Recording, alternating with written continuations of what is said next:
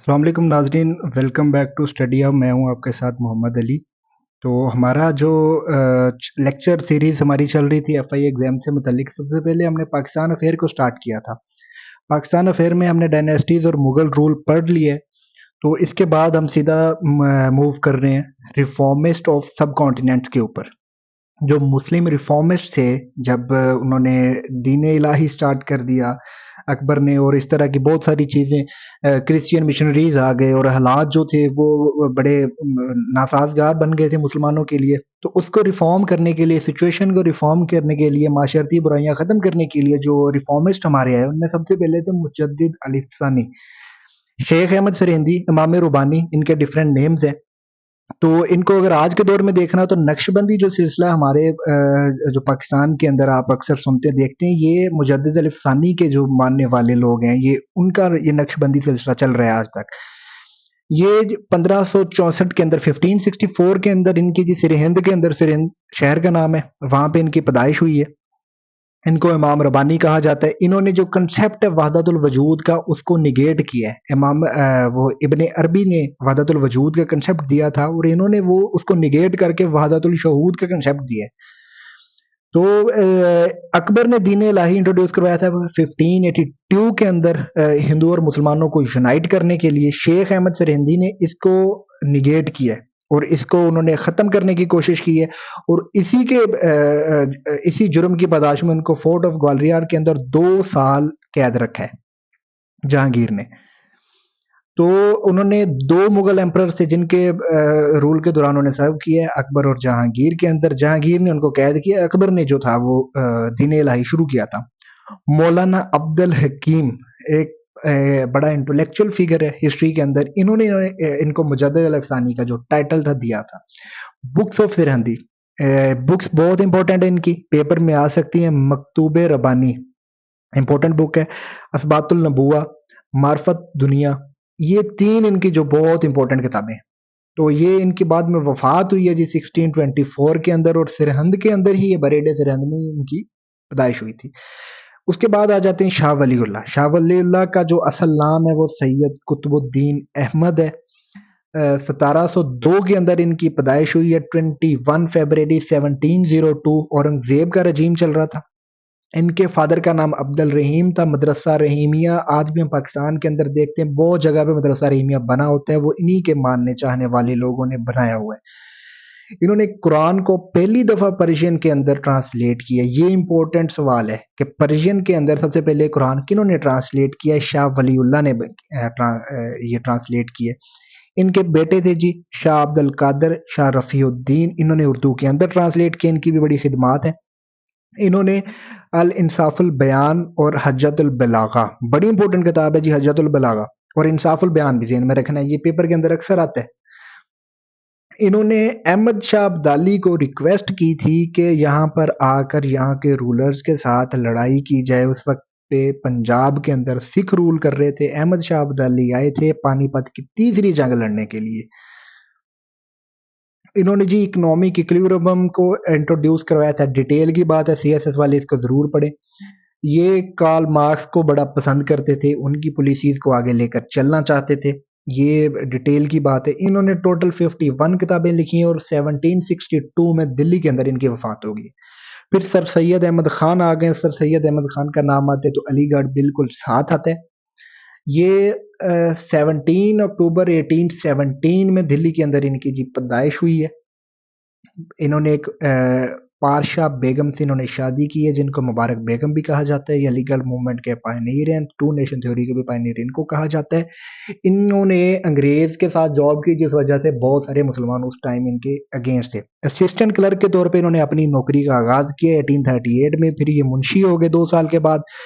फिर 6 साल के बाद ये चीफ जज मुकर्रर हो गए, और 1876 में रिटायर्ड हो गए। इन्होंने मुरादाबाद स्कूल बनाया सबसे पहले 1859। इंपॉर्टेंट सवाल है, मुरादाबाद स्कूल 1859 के अंदर बनाया। साइंटिफिक सोसाइटी इन्होंने बनाया गाजीपुर के अंदर 1864।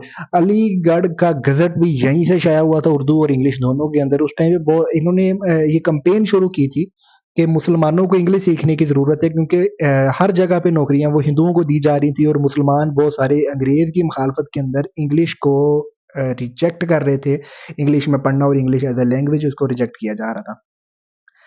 तो इन्होंने साइंटिफिक सोसाइटी बनाई गाजीपुर के अंदर 1864। इंपॉर्टेंट सवाल, हिंदू उर्दू कंट्रोवर्सी कब स्टार्ट हुई? बनारस के अंदर 1867। इन्होंने इंग्लैंड को विजिट किया 1869। वहाँ पे इन्होंने वहाँ का एजुकेशन का सिस्टम देखा, पार्लियामेंट का सिस्टम देखा, और उन्होंने वही चीज़ें सारी यहाँ पे इम्पोज करने की कोशिश की, लोगों को पढ़ाने सिखाने की कोशिश की। Order of star of India, इनको अवार्ड दिया गया है 69 के अंदर। इनको दूसरा अवार्ड एक और नाइटहुड का दिया गया था 1888 के अंदर। एमएओ स्कूल इन्होंने बनाया, Mohammedan Anglo oriental school Aligarh के अंदर इन्होंने जी 1875 में बनाया था, जो 2 साल के बाद कॉलेज बन गया। इसमें इंपॉर्टेंट सवाल, उसकी इनॉग्रेशन उस टाइम के जो थे वो उन्होंने की थी लॉर्ड लेटन ने। मोहम्मदन एजुकेशनल कॉन्फ्रेंस 1886 में ये स्टार्ट हुई है जी। नाइटहुड का मैं टाइटल आपको बताया 1888 के अंदर इनको मिला है। सर सैयद की वफात के बाद जो एमएओ कॉलेज था, इनको यूनिवर्सिटी का दर्जा मिल गया था 1920 के अंदर। एमएओ स्कूल, एमएओ कॉलेज, फिर एमएओ यूनिवर्सिटी। इन्होंने खुतबात अहमदिया, बहुत मशहूर किताब है, ये सवाल आ सकता है, आता है, क्यों लिखी थी? ये मिलियो मुनीर ने एक बुक लिखी थी, द लाइफ ऑफ मोहम्मद, हजरत मोहम्मद सल्लल्लाहु अलैहि वसल्लम की गुस्ताखी की थी। हमारे सर कहा करते थे कि एक वो दौर था जब गुस्ताखी का जवाब इस तरह से दिया जाता था। द लाइफ ऑफ मोहम्मद, उन्होंने गुस्ताखाना किताब लिखी थी, उन्होंने खुतबात अहमदिया में उसको जवाब दिया, बड़ा ज़बरदस्त जवाब दिया। हयात जावेद इनकी अपनी जो बायोग्राफी है, मौलाना अल्ताफ हुसैन हाली ने लिखी है जी। अल्ताफ हुसैन हाली बड़े फेमस फिगर हैं। हयात जावेद इनकी बायोग्राफी इन्होंने लिखी है। 27 मार्च 1898 को अलीगढ़ के अंदर इनकी वफात हो गई है जी।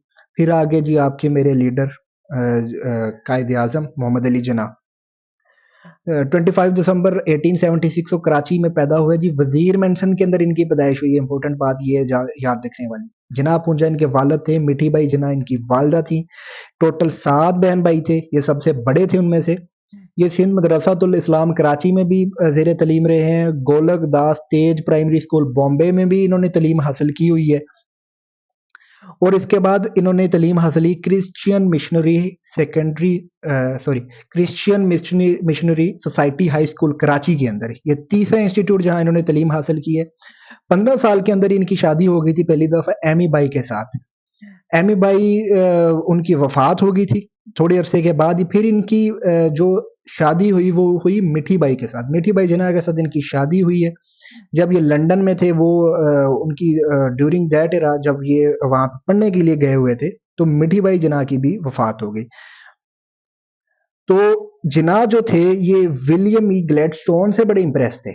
उनकी सियासत से, उनकी वकालत से, उनकी पॉलिसी से बड़े इम्प्रेस थे। यूके के जो ये थी 4 टर्म 1892 के अंदर ये पीएम भी बने थे।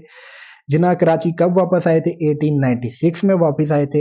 1896 में आते इन्होंने लीगल प्रैक्टिस स्टार्ट कर दी थी। इन्होंने बैरिस्टर इन बॉम्बे हाई कोर्ट रजिस्टर्ड हो गए थे। तो 1906 का जो इंडियन नेशनल कांग्रेस का सेशन कलकत्ता के अंदर हेल्ड हुआ था, तो जिन्ना ने पहली दफा वहां पे पार्टिसिपेशन की थी।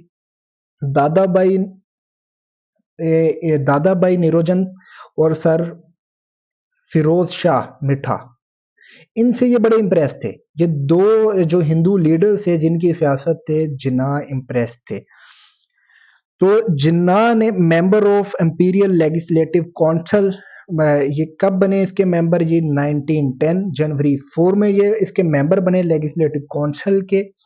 ये ऑल इंडिया मुस्लिम लीग के मेंबर बने 1913 को। होम रूल लीग शुरू हुई थी, एनी बसंत ने शुरू की थी। जिन्ना ने इसको ज्वाइन किया 1917 में। होम रूल ये इस तरह से था कि इन्होंने कहा था जी इंडिया है तो इंडियन लोग ही इसको रूल करें ना जी, बाहर से आके कोई रूल क्यों कर रहे हैं। तो जिन्ना ने इसको ज्वाइन कर लिया। एनी बसंत जो थी ये जिन्ना की बहुत ज़्यादा फ़ैन हो गई, बहुत ये इनको पसंद करती थी। इनको शादी का भी उन्होंने पैगाम दिया, लेकिन इन्होंने नहीं माना।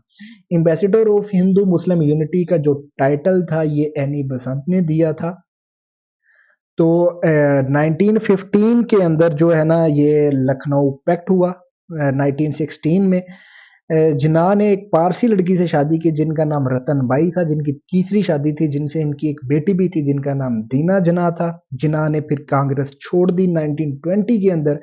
जिन्ना के 14 पॉइंट जी बड़े फेमस हैं। जिन्ना ने ये 1929 के अंदर नेहरू रिपोर्ट के जवाब में ये 14 पॉइंट दिए थे। नेहरू रिपोर्ट को उन्होंने कहा था जी ये रूल करने के लिए जो उन्होंने यूके वालों को लिखा है तो ये तो सारा हिंदुओं के फेवर में है। तो उन्होंने ये 14 पॉइंट दिए जिसके अंदर उन्होंने मुसलमानों की फेवर की और इसके अलावा उन्होंने बाकी जितनी भी अकलीतें थी या दूसरे भी अक्सरियती मज़ाहिब थे सब की उन्होंने हकूक़ का ख्याल रखा। डे ऑफ डिलीवरेंस कब है जी? 22 दिसंबर 1939 को डे ऑफ डिलीवरेंस ऑब्जर्व किया जाता है जिन्ना की रिक्वेस्ट के ऊपर। 22 दिसंबर 1939 डे ऑफ डिलीवरेंस याद रखना है जी, इंपॉर्टेंट सवाल है। फिर 1940 के अंदर लाहौर में एक कॉन्फ्रेंस हुई थी। 22 से 23 तक मार्च में ये कॉन्फ्रेंस चली थी जिसको हम पाकिस्तान रेजोल्यूशन जब पास हुई थी। पाकिस्तान बन गया जी 47 के अंदर। जिन्ना प्रेसिडेंट इलेक्ट हो गए। 11 अगस्त को जिन्ना असम्बली के प्रेसिडेंट बन गए थे। 14 अगस्त पाकिस्तान बनने की तारीख बताया जाता है। 11 अगस्त को जिन्ना प्रेसिडेंट बन गए थे और 15 अगस्त को गवर्नर जनरल बन गए थे जिन्ना, और इनको यूके में जो थे उस वक्त के किंग उन्होंने बनाया था। और जिन्ना की वफात होगी जी 11 सितंबर 1948। एम्बुलेंस खराब हो गई थी जी, एक natural death. Viceroy of India ये आपने ज़रूर देख लेने। ये डॉक्यूमेंट इंशाल्लाह ताला आपको मैं दे दूंगा। मुझे डिस्क्रिप्शन में मेरी कॉन्टैक्ट डिटेल गिवन है, वहाँ से कॉन्टैक्ट कर सकते हैं। ये सारा डॉक्यूमेंट आप मुझसे ले भी सकते हैं। लॉर्ड कैनन पहले थे। इसके अलावा आपने वो देखना है जिनके दौर में कोई रिफॉर्म आई है, कोई एक्ट आया है, कोई लॉ पास हुआ है, जिन्होंने कोई ख़ास जो थी वो मिंटो मॉर्ले रिफॉर्म है, बड़ी मशहूर है। लॉर्ड कुर्जन है, बड़े मशहूर है। लॉर्ड रिफॉर्म है, बड़े मशहूर है। जो इन्होंने कुछ किया है, कोई डेवलपमेंट हुई है, आपने वो नाम ज़रूर याद रखने हैं। और आखिरी जो थे वो आपने ज़रूर याद रखना है कि लॉर्ड माउंट बैटन जो थे ये आखिरी वाइस रहे थे यहाँ के सब कॉन्टिनेंट के। तो आज के लिए इतना ही। अगला लेक्चर इंशाल्लाह ताला कल अपलोड हो जाएगा। अपना ख्याल रखिएगा अपने इस चैनल का भी। अल्लाह हाफिज़।